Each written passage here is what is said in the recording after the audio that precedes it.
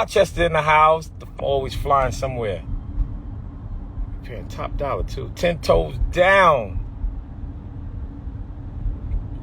Word up, man. Listen, y'all. Look, some people left. We've gained a lot of members, but listen, man. Who gonna be 10 toes down, man? I'm building this ministry back up, y'all. Building this ministry back up, man. You know, I want to push this ministry to 5,000 people, man. Then we go up to 15,000. Then we go up to 20,000, man. We could do it right here, man. You know, who wants to be a part of the ministry? Leaders of Tomorrow International Ministries, man. If you want to be a part of this great ministry, I want you to say, I do. I want y'all to get in a marriage with the church. Say, I do, if you want to be a part of this ministry, man. God is raising up giants, man. God is raising up giants. All right, there you go. I see you, sis.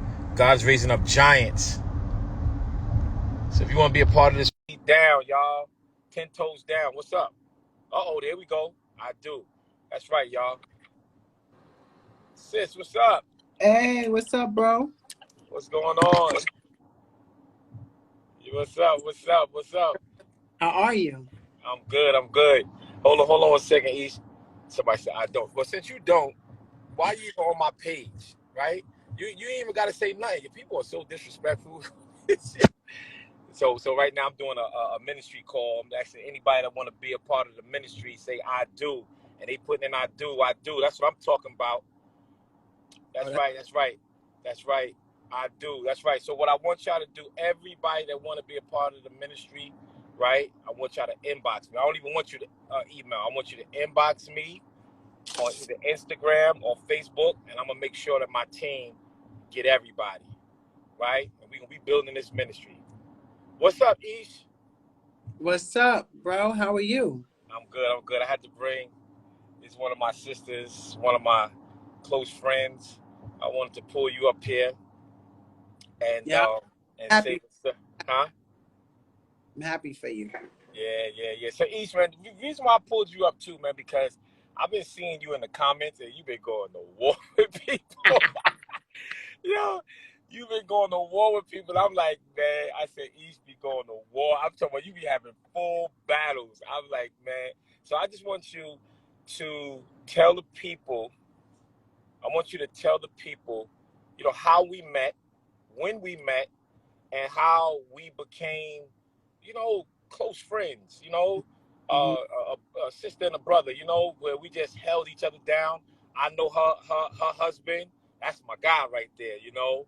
And so East, just tell everybody who you are, what you do, and how we met, you know.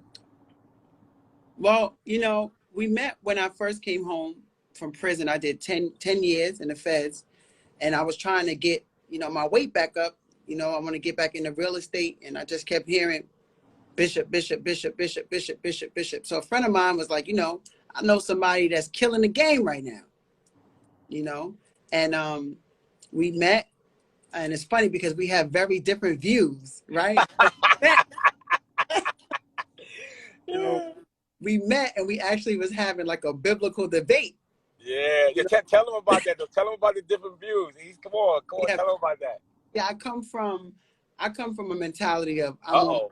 I'm God. Uh-oh. I'll be on my God body, my stuff. And Bishop telling me, like, sis, come over to the church. And I'm like, nah, that's not for me. But you know what's important about that is that even though we have different views, we still able to have a conversation, and we still able to build. I'm able to listen to, what your beliefs are, and you listen to mine, and we go back and forth. And it's actually funny sometimes because, we both passionate. One time we're gonna have to have a live debate. You're gonna have to do that. Yeah. You know what I mean? But that's how we met. And I remember when I told him like what I was doing about mass incarceration and what I was doing to voice my concern for how people were being treated and what I was doing in the community. He said, "You deserve an award for that. You need to be acknowledged." And he had an event at the church, and I came, and he acknowledged not only me, but he also acknowledged my father, who was a legend to many people. and was, you know, doing a lot of big things in the community as well. So he acknowledged my father, some of my other prison sisters, just being real. You know, we were exploring different real estate deals together.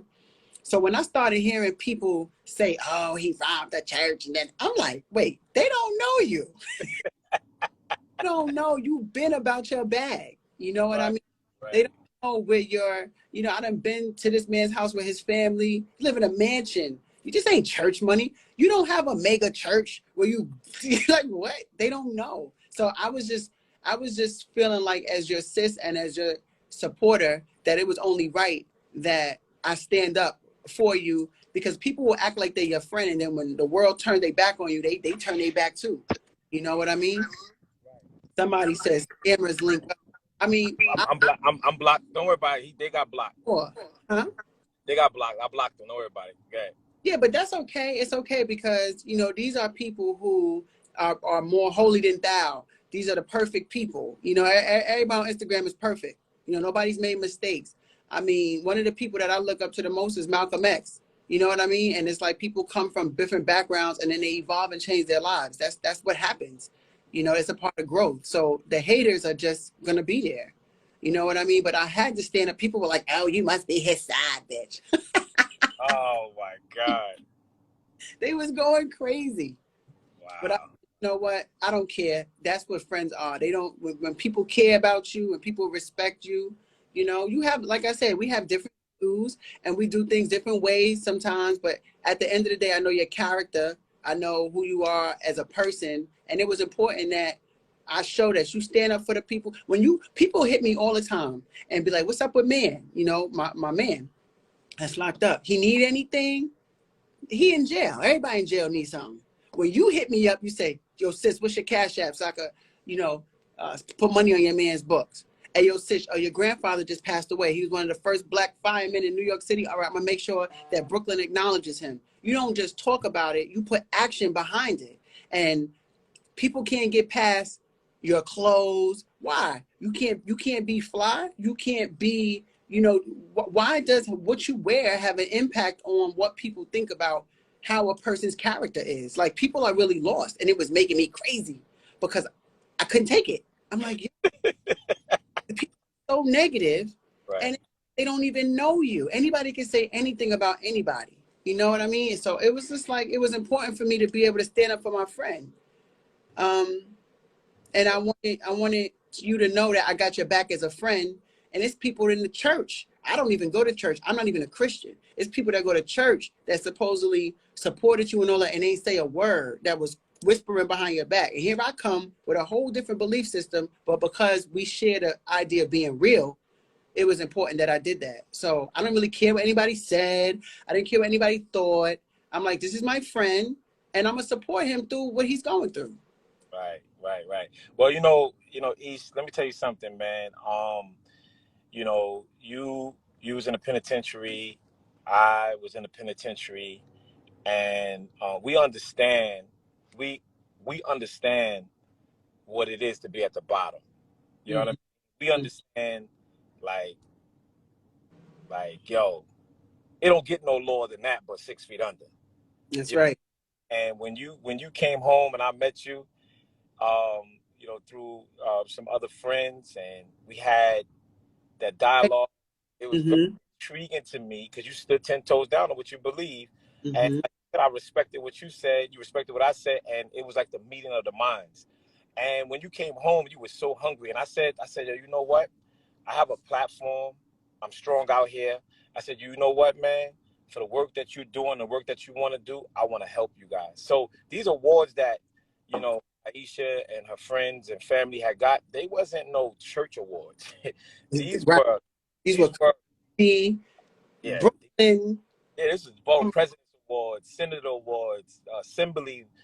These were awards that are, you know, Brooklyn Borough President. Now, all kind of big dog stuff that actually the court had to acknowledge. When they want to know, what are you doing with your life? You know, I'm able to show these things to show this is what I'm doing. And it's coming from people, the same people that are behind some of the systematic issues were the same people that were able to say, I acknowledge what she's doing. That was a big deal. Right, right. And that's why at that event, I had the borough president there, who's now the mayor. I had the Brooklyn district attorney there. I had assembly. I had the senators. I had senators there. I had the people there. And the reason why is because they supported me. And I wanted to make sure that if they support me, they support who I support, which is you guys. Right. And, a lot of people that just find out about me, they look at my clothes, they look at this, they look at that, and I get in my inbox, yo, so what are you doing for the community? And I say to myself, wow, man, like y'all really hit the Google button, like hit the YouTube button, like understand I've been doing this for a long time. When I set my Facebook and my Instagram account up in 2013, if people go back to that, y'all gonna see I've been doing this for a long time. So, it's good to have a real person like you, Ish, come up because you're a grinder. You grind. You grind. Look where I'm at right now. You know what I Right. mean? I'm here. I'm working. This is what Yeah. I do. Yeah. So you grind, and at the end of the day, people need to understand that we the ones up now. We are the generation. We're not the next generation. We are this generation. You know what I mean? And we got to be able to hold each other down, no matter if we have different point of views with things. I That's learned that you have to be able to agree to disagree, but you have to understand, like, I have strengths that you may need that will help you get, and you got strengths that I may need. So therefore, if we are able to find our strength within each other that will make us stronger together, that's it. I don't. If you're not a Christian, so what? I still love you as a sister. So what? Like, well, I'm not gonna like you. If I got Muslim friends, I got Buddhist friends, I got all types. Like, so, oh, you're not a Christian. I can no, friends. huh? And you got goddesses friends, because that's what Oh shoot! Don't start. Don't I, start. I started. Don't make me start it. Don't start. Don't start. We gonna have a debate. That's what we gonna have a You know debate. what? Let me clear up, because some of the people are like, oh, she's not a Christian. Let me just say where I my grandmother is a diehard Christian. I grew up in the church, right? I grew up in the church. Saturdays and Fridays, I was in the temple because I also grew up Jewish. I was going to Beniadat in Brooklyn, right? The Hebrew spot. And that opened up my eyes to studying and trying to understand the perspective of the old, the new, and all of that. So I came to the conclusion. I said, you know how I feel about Jesus? I feel like Jesus was a God, but I also feel like he was a man. And I also feel like I'm a woman and you're a man and you're God too. Starting with me. You starting with me? I should stop Starting starting. with you.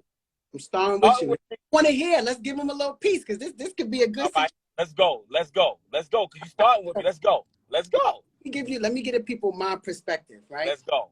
I'm gonna start with John 10:30. Let's go. And in John 10:30, the Jews told Jesus, we are gonna stone you because you are yourself a man, likening yourself to a God. He said, but I've only done good works. They said, yeah, but you're not God. And he said, but you too are gods. Is it not written in your word? See, I think that the reason why Jesus was killed is because he was a man who showed that he was a God, and they did not want the other people to think that they could liken themselves to a God as well. You have to be able to keep people in a position of servitude. And the only way you can do that is to make them feel that their power is limited. So in my opinion, the only reason why they wanted to kill him was because they did not want the God mentality to infiltrate people who they wanted to be able to control. Because at the end of the day, these Europeans have taught us these belief systems and just made us Africa. Oh, it's voodoo. Oh, it's witchcraft. You were able to get a whole people to turn on their own people and say that our own belief systems was trash. When All you right. It's my turn. European, Okay. It's my turn now. it's your turn. You got. My turn I had a now. half. So we have to understand the customaries and the customs of where John 10, you said John 10:30, right? Where Yes. John 10:30 comes from.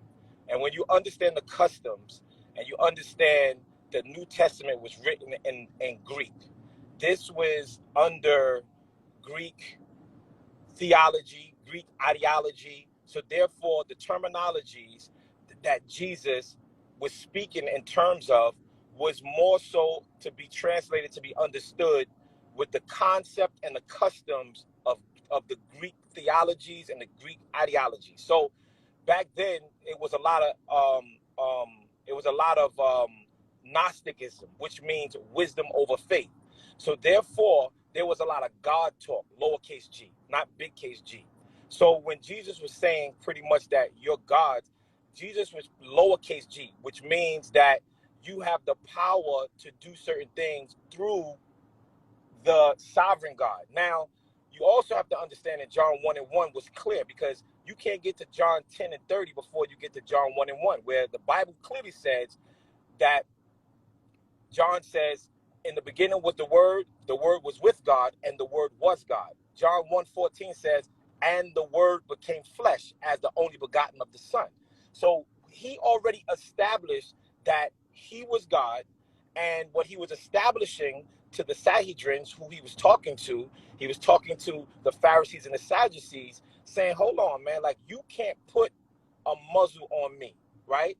Because if you look at theology, it's the study of God. If you look at Christology, it's the study of Jesus Christ being all God and all man at the same time. And then when you study pneumatology, it's the study of the Holy Spirit. And that's why when Jesus says, when I go, I'm going to send you a helper, to let us know that we have divine intervention. We are not what the Israelites say we are. See, they say we're gods, like we can do. No, no, no, no, no, no. We can only do what the Alpha and the Omega can do. So it was more so of context, and it was more so of the customs of why Jesus spoke that way. Okay, well, I've heard that before as a theory. Okay, but let's get into Jesus. Let's get into who he was. Yeah, let's go. A man who, at 30 years old, came to preach to the people and was crucified at 33. There's a whole 30 years of missing, right? Talking about